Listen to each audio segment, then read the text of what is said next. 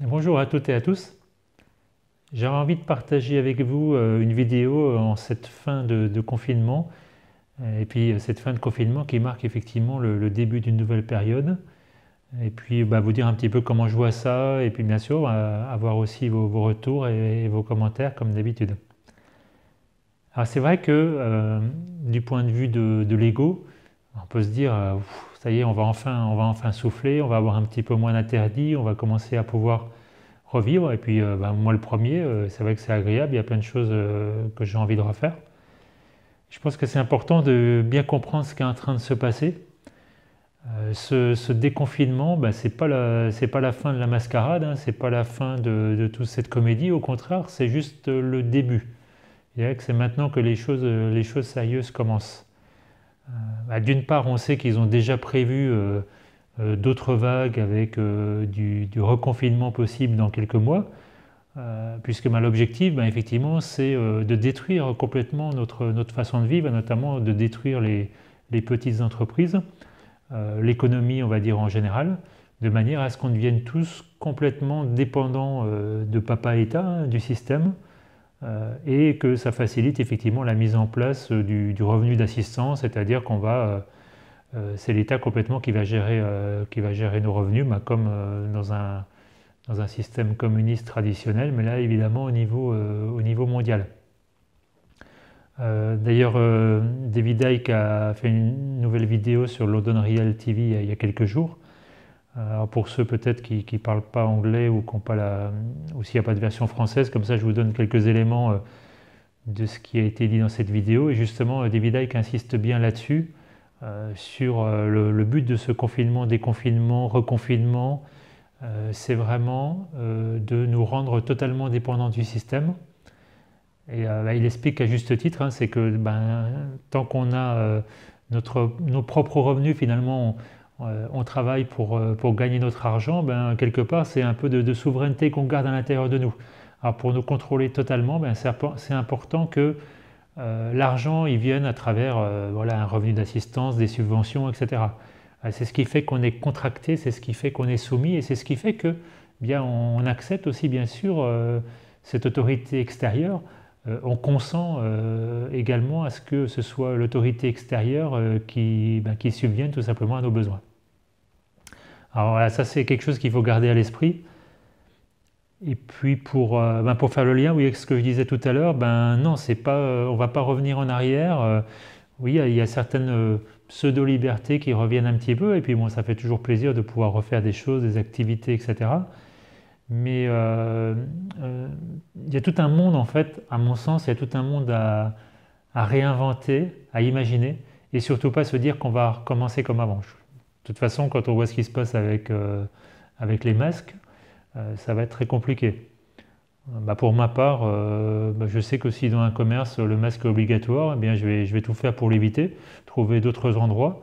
On est consommateur, c'est notre propre argent, donc on peut décider aussi où on va le mettre. Peut-être aussi si c'est pour aller dans un restaurant avec, je ne sais pas, des vitres ou tout un tas de systèmes de protection, de distanciation complètement stupides, et puis en plus qui coupent le contact humain, peut-être que je ferai autrement, peut-être que je vais faire restaurant une fois de temps en temps à la maison, je ne sais pas. Enfin, vous voyez, c'est encore une fois une opportunité pour imaginer en fait les choses autrement. Donc oui, ce déconfinement, ce n'est pas un retour en arrière. Et puis de toute façon, comme je le disais dans une autre vidéo, moi personnellement, ça ne m'intéresse pas.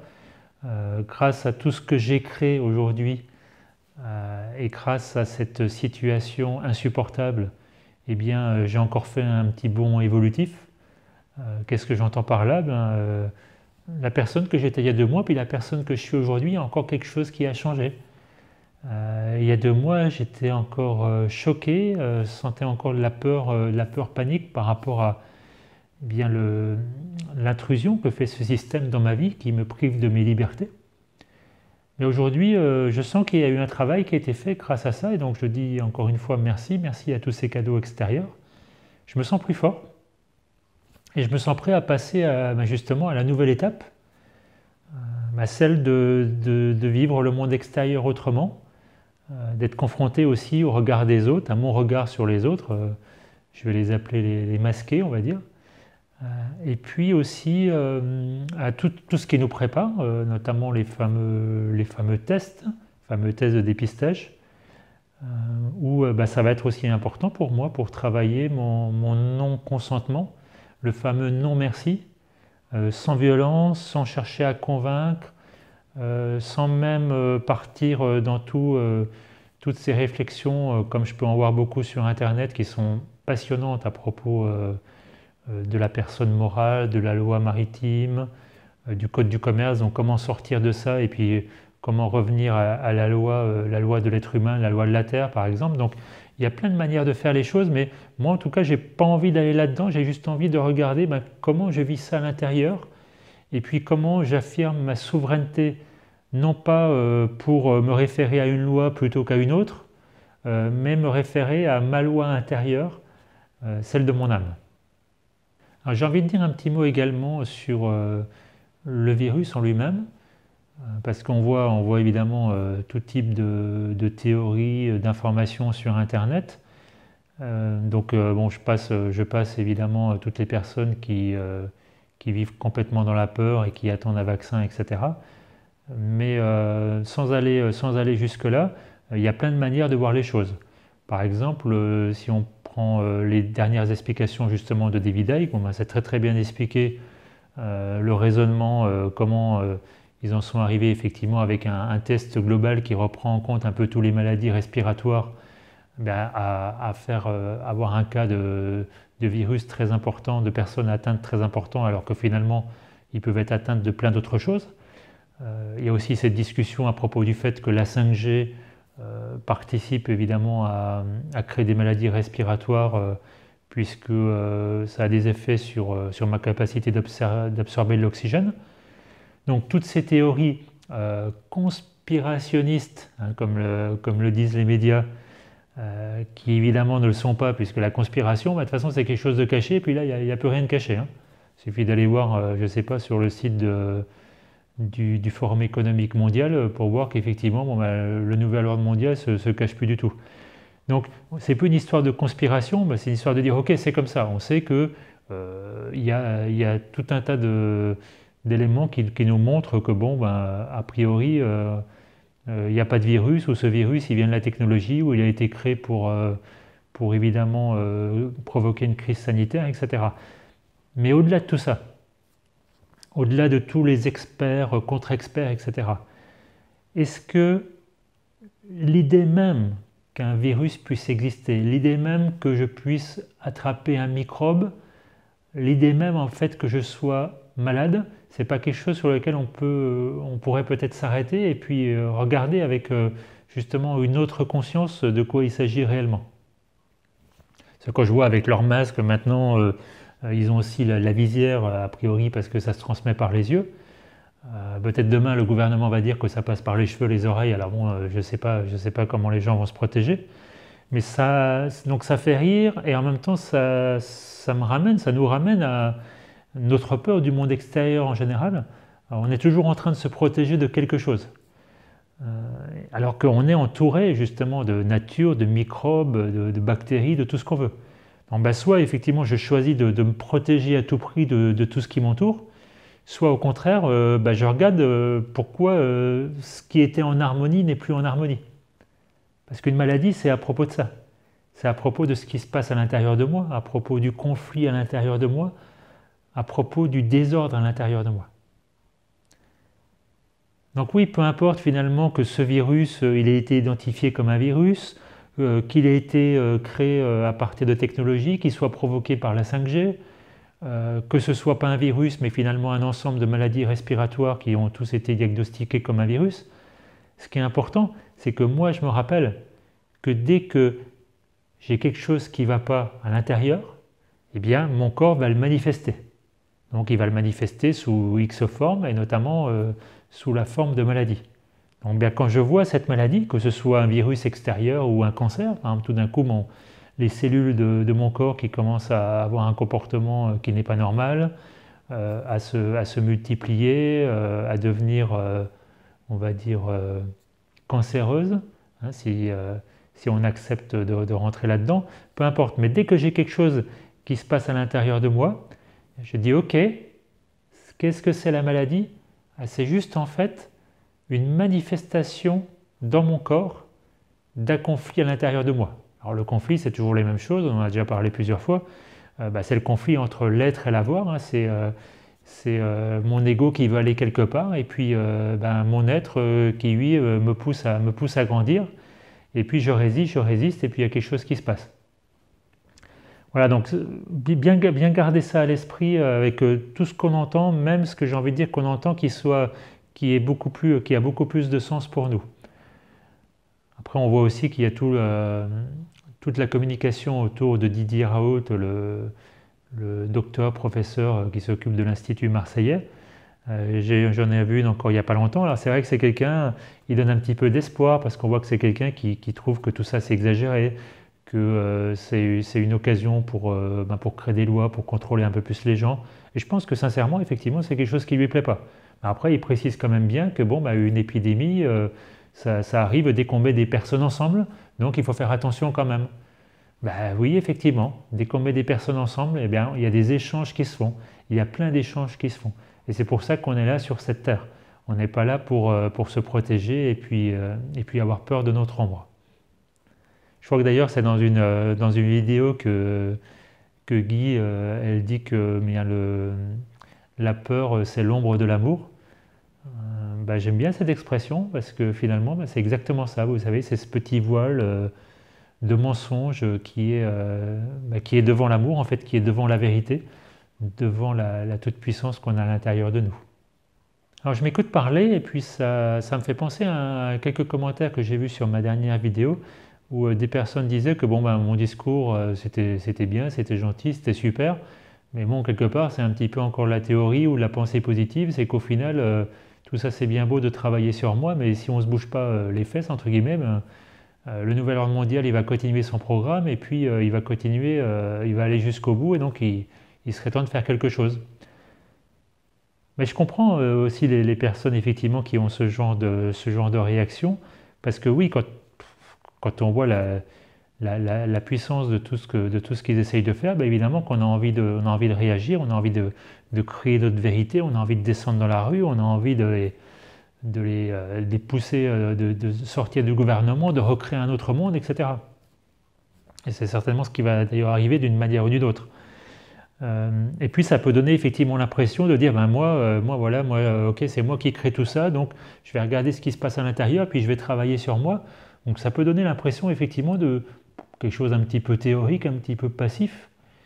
Et c'est vrai que certaines fois la limite est assez fine entre le fait peut-être d'être résigné, passif, et puis le fait au contraire d'arrêter la réaction extérieure et puis de regarder ce qui se passe à l'intérieur. C'est un autre type de travail. C'est un travail qui demande beaucoup de certitude, de foi. Donc oui, cette foi, je l'ai ou je ne l'ai pas. Soit j'ai la foi que c'est en changeant les choses à l'intérieur de moi que je change ma manifestation, que je change mon environnement. Et comme on dit, l'amour est contagieux. Et puis, moi en tout cas, j'en ai des preuves vraiment très très souvent. Si j'ai besoin de preuves, et je crois qu'on en a tous besoin, ou bien au contraire, j'y crois pas et puis je dis non, j'ouvre les yeux, je vois le monde extérieur, je vois ce que le système essaye de me faire et puis je vais réagir. Et donc quand je fais ça, je reviens finalement dans un triangle. Donc je suis la victime, donc je ne veux plus être la victime. Qu'est-ce que je vais faire? Je vais attaquer. Alors ça peut être attaqué sous forme violente, mais ça peut être sous une autre forme. En tout cas, je vais essayer d'améliorer les choses à l'extérieur pour retrouver un monde qui est juste ou plus de confort, etc. Et c'est tout à fait louable, et moi le premier. Et si d'autres personnes font ça pour moi, et qu'on revient à un monde un peu plus acceptable, mon ego sera très content. Mais c'est peut-être pas ça le travail que j'ai à faire sur cette terre. Donc je comprends que beaucoup se posent la question, que tout ça, ça peut paraître théorique, mais croyez-moi, en général, en tout cas, plus particulièrement depuis que le confinement a commencé, j'ai pas beaucoup le temps de chômer parce qu'il se passe beaucoup de choses à l'intérieur de moi. Il y a aussi des journées très difficiles, il y a des réactions dans le corps physique. Pas plus tard qu'il y a 3 jours, le matin, j'étais en train de lire d'ailleurs un livre de Aurobindo. Et tout d'un coup, j'ai commencé à avoir mal aux yeux. D'ailleurs, c'était le jour après que j'ai visionné la dernière vidéo de David Icke. Et ça me brûlait comme une allergie dans les yeux. Et ça a atteint un point en fait que j'ai dû fermer les yeux quasiment toute la journée. Donc voilà, bah, j'ai laissé passer, j'ai appelé mon âme, j'ai regardé ce qui se passait à l'intérieur de moi. Mais donc oui, c'est quelque chose de très très actif de travailler sur soi. Ça demande beaucoup de vigilance. Parfois ça peut être aussi épuisant, donc là aussi c'est peut-être l'ego qui veut aller trop vite. Et en tout cas ça pousse à lâcher beaucoup de choses. Et oui, chaque fois qu'une étape est passée, bah, je vois des différences à l'intérieur de moi, je vois quelque chose qui change dans mon mental, je vois des choses qui changent aussi dans mon corps vital, dans mes besoins, et puis de temps en temps un peu dans mon corps physique avec eh bien, l'ordre qui se rétablit et donc bah, des symptômes ou des petites maladies ou des petites douleurs qui disparaissent. J'ai envie de terminer cette vidéo en parlant un petit peu de la dernière partie de l'interview de David Icke où il explore un peu à sa manière qu'est-ce que c'est pour lui la solution, qui est bien sûr bah, déjà de dire les choses, de dire la vérité, de voir le monde comme il est, de ne pas consentir. Et puis, ben, comme il le montre très bien, il dit voilà, ben, quand je suis dans mon ego, dans ma peur, j'ai peur du virus ou j'ai peur des conséquences si jamais je ne me comporte pas comme le système y veut ou si je partage ma vérité, eh bien, je suis contracté, je suis dans une fréquence en fait très très étroite où je vois très très peu de choses de ce qu'est le monde réel, le monde de la conscience universelle. Donc, ben, lui, ce qu'il propose effectivement, c'est de s'ouvrir, d'ouvrir son cœur.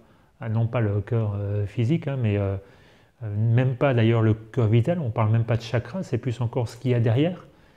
Donc on peut parler de l'âme, lui il parle vraiment de l'ouverture vers la conscience universelle. Bien, je crois en fait que c'est exactement là qu'on va, et c'est là que nous amènent les semaines qui arrivent. Eh bien, c'est vraiment à chaque situation, chaque fois que je me contracte, eh bien, de dire stop et de m'ouvrir, d'élargir mon champ de conscience, ce qui va évidemment amener plein de choses, ce qui va modifier mon regard sur l'autre, tout simplement, ce qui va me permettre, comme je disais au début, peut-être de vivre les choses autrement, d'avoir de nouvelles idées, de réinventer aussi une façon de vivre. Mais dans tous les cas, c'est la fin de l'exclusion, la fin de la séparation d'avec moi-même et donc de la séparation d'avec les autres. Donc ben, je me propose, je vous propose, bien dans les semaines à venir, justement, à chaque fois que je le ressens, de me rappeler que je suis la conscience universelle et donc eh bien, de m'ouvrir à cette conscience, de m'ouvrir à l'infini, de m'ouvrir à toutes les possibilités, car c'est qui je suis, un être souverain, créateur, illimité. Je vous souhaite vraiment bon courage dans cette période exceptionnelle qui commence maintenant et je vous dis à bientôt.